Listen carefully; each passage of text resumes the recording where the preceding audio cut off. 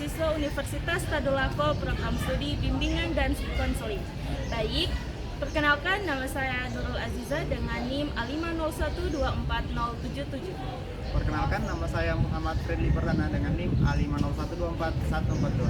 Dan saya Nadia dengan NIM A50124060. Baik, pada kesempatan kali ini kami melakukan turun lapangan di sekolah SMA Negeri 5 Kota Palu. Dalam rangka kami melakukan wawancara kepada guru BK mengenai BK karir yang dilaksanakan di sekolah ini. Berikut video kami, selamat menyaksikan. Bye-bye. Jadi sebelum saya mulai, saya evaluasi mereka. Artinya mungkin dalam satu minggu mungkin 1-3 kali saya lihat kondisi, apalagi ini sudah semester 2, jadi mereka itu ada yang inisiatif sendiri. Nah biasanya, Pak, saya ini mau kuliah. Iya. Jadi satu ini sudah bertanya, akhirnya oke, karena sudah ada yang siap, saya baru mulai. Jadi saya tentukan jadwalnya. Di satu kelas siswa yang bertanya tadi. Jadi akhirnya saya atur jadwal. Biasanya satu minggu itu nanti minggu keduanya, karena kesiapannya siswa ini dulu yang dicari. Karena tidak semua siswa ini gampang bisa ada yang inisiatif, ada yang masa bodoh, ada yang tidak tahu. Makanya yang tidak tahu ini yang susah ini. Dia mau sekali. Makanya biasa begitu. Nah, setelah atur jadwalnya hari apa, kemudian kan BK ini kesulitannya jam sebenarnya tidak ada. Jadi atur lagi jam dengan mata pelajaran, pinjam lagi jamnya. Karena yang begini masalah karir itu tidak bisa cari jam kosong. Dia harus khusus. Jadi harus tersedia jam yang kosong untuk kita masuk. Jadi kalau istilahnya baku lobby dengan guru mapel ini.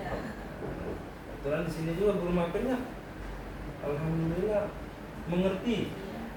Jadi mereka, oh iya Pak, berapa menit yang dibutuhkan? Biasanya 30. Cuman yang namanya karir pasti ada anak bertanya. Lebih biasa sampai 1 jam lewat 20. Artinya tidak menentu dia. Tergantung anak-anak tadi responnya seperti apa. Nah, kalau untuk yang kuliah biasanya kami ada yang namanya jalur prestasi. Semua sekolah ada. Jalur prestasi SNBMB kalau tidak salah. SNBP. Di sini kan ada beberapa siswa yang lulus.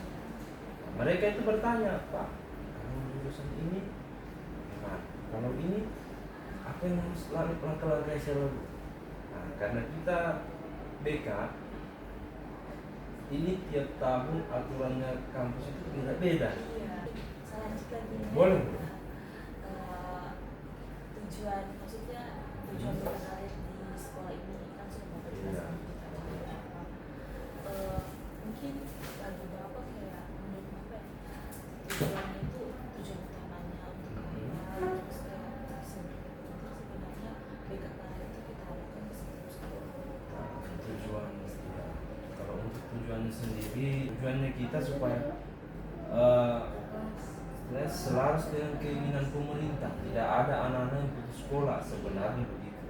Jadi kita tujuannya kita ini supaya mengadakan karir ini ya itu supaya anak-anak ini minat belajarnya itu tinggi. Iya, kalau sama tinggi penting ada daripada tidak sama sekali kan. Jadi begitu. Jadi kalau menurut saya ini harus untuk penting sekali mendampingi anak ini, bukan hanya 1-2 kali, udah lulus sampai dia lulus kita dampingi terus. Beda lagi kalau urusan kuliah. besar juga tanggung jawab. Jadi untuk proses pelaksanaan BKK di sekolah ini mungkin sudah Bapak jelaskan. Sepatutnya itu untuk mengevaluasi dulu kebutuhan siswa. Nah jadi layanan BKK itu kelas 12 biasanya kalau kita berikan itu semester 1 di akhir. Karena kalau semester 2 itu anak-anak sudah sibuk. Apalagi ada yang namanya KTI. Kemarin ada TKA. Itu langsung dari pemerintah, Kementerian Pendidikan. TKA. Setelah TKA mereka lagi ujian semester. Setelah ujian semester baru KTI lagi sekarang. Makanya waktunya agak susah, jadi hanya di semester 1. Kalau untuk sarana dan prasarana apa yang disediakan untuk mendukung layanan BKK? Pada umumnya semua biasa untuk fokus terutama. Anak-anak kalau dijelaskan tidak pakai fokus biasa hanya ngantuk, biasa hanya cerita di belakang. Nah, jadi dalam PowerPoint itu dibuat semenarik mungkin. Biasa anak-anak kalau gambar menarik, dia cuma gambarnya direct, jadi dia perhatikan. Nah, terus untuk sendiri apa? Sarana yang lain itu saja yang paling sering saya pakai. Karena kalau untuk harganya itu kan sedang, yang paling wajib ada. Bukan juga sebenarnya wajib, walaupun tidak ada, tapi lebih bagus kalau ada itu. Anak-anak lebih perhatiannya mungkin lebih terarah, walaupun ya sedikit, setidaknya ada penyampaian yang bisa dalam perhatian. Begitu. Ya.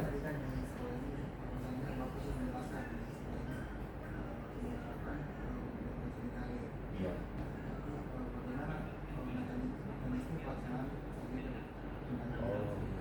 Yang biasa juga. Biasanya saya bertanya kembali, bagaimana masih ada yang ingin istilahnya pertemuan keduanya. Biasanya begitu. Karena ada juga anak yang masih karena keterbatasan waktu tadi. Biasanya ada juga yang langsung datang ke BK. Ada juga yang nanti malu-malu kan biasanya malu-malu. Akhirnya apa? Bagaimana? Mungkin kita bisa lanjut di pertemuan berikutnya saja ya, karena biasanya di pertemuan berikutnya biasa dia itu sudah siapkan semua. Kira-kira bagus ya. Soalnya penasaran. Akhirnya apa? Saya membuat kesepakatan dengan mereka. Terserah harinya apa, selain hari ini. Ya tidak mungkin hari libur kan. Hari apa, jam berapa? Biasanya anak-anak kalau kita tentukan jam, dari tidak kena. Biasanya kalau masalah pembahasan santai, anak-anak siang. Kenapa sih? Kalau pagi aku sih biologi, matematika, itu mata pelajaran menghitung pusing dah. Jadi kalau pagi mungkin orang sudah siang mau pembahasan santai masalah terkait mau kuliah, mau kerja, mau apa. Jadi santai istilahnya, kita sama-sama dengan anak-anak, tidak ada terlalu menekan. Ibarat pertemuan tapi tidak membosankan menurut mereka. Iya, mengalir saja. Yang mau bertanya, yang tidak bertanya cukup menyimak, tidak tahu. Dan biasanya di sini ini anak-anak yang di pertemuan kedua ini makin banyak lagi pertanyaan. Pak, harusnya dapat. Itu biasa ada juga. Iya, dia bertanya. Tidak ada yang gagal kalau kau niat. Selama kau niat, kemudian melaksanakan pekerjaan, insya tidak. Contoh saja, kau sekolah ini berapa tahun? Bagaimana mulai? Ada tugas? Kau kerja? Iya. Begitulah kurang lebih kuliah. Cuman kuliah nanti sistemnya beda lagi. Kau pernah lihat mahasiswa turun PDS ini atau penelitian?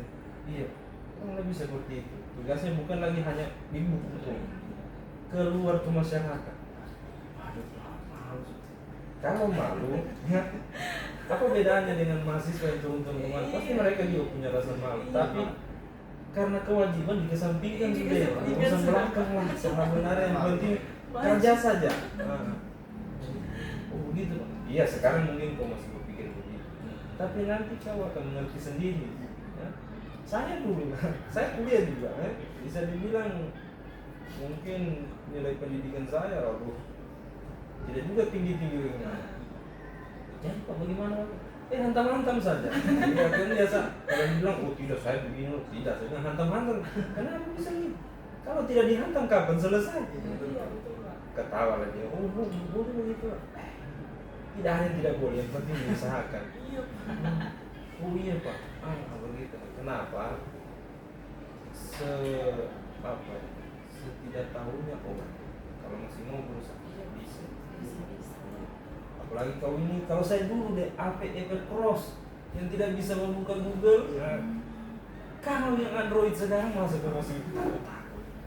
Ada lagi sekarang kalau misalnya bingung ya jangan jadikan acuan. Kalau bingung coba tanya aplikasi kan biasa anak pakai gula, coba tanya mungkin sistematisnya bagaimana atau cara pengerjaannya bagaimana, langkah-langkahnya kan kau bisa tanya di situ.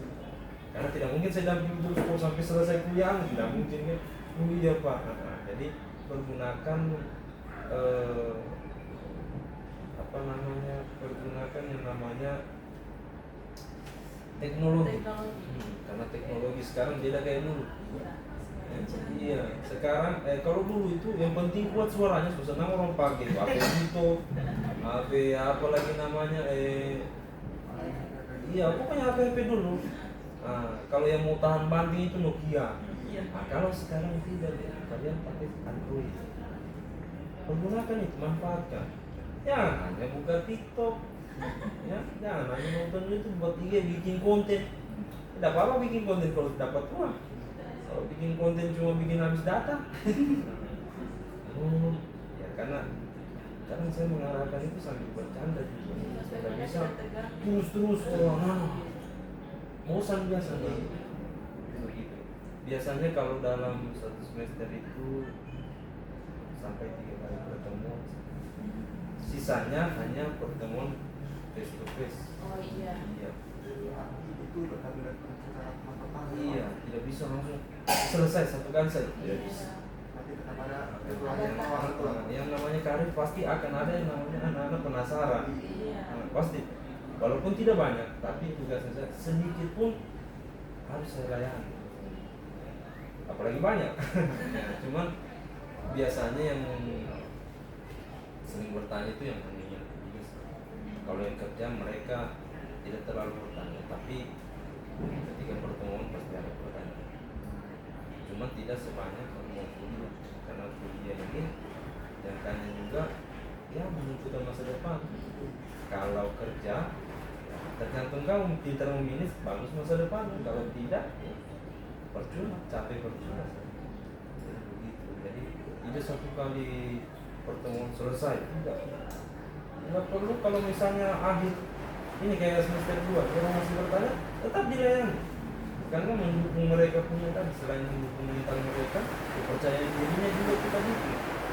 Jadi tidak merasa sendiri juga. Kalau untuk kendala ini saya dapat biasanya anak-anak ini kalau dikasih tahu tidak langsung paham. Saya tinggal kemana? Dia langsung pada gambar kata dia lupa.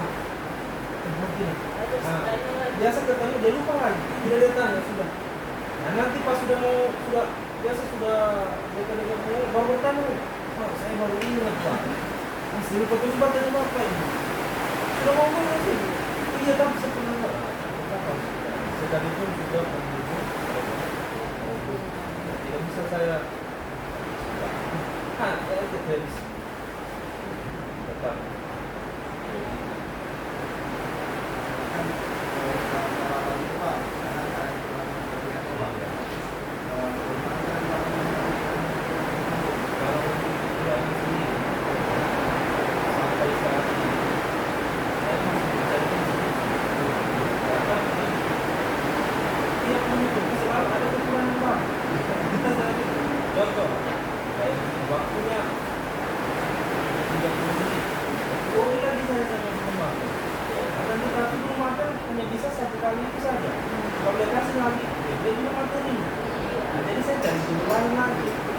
setiap ada masalah selesai ada lagi masalah.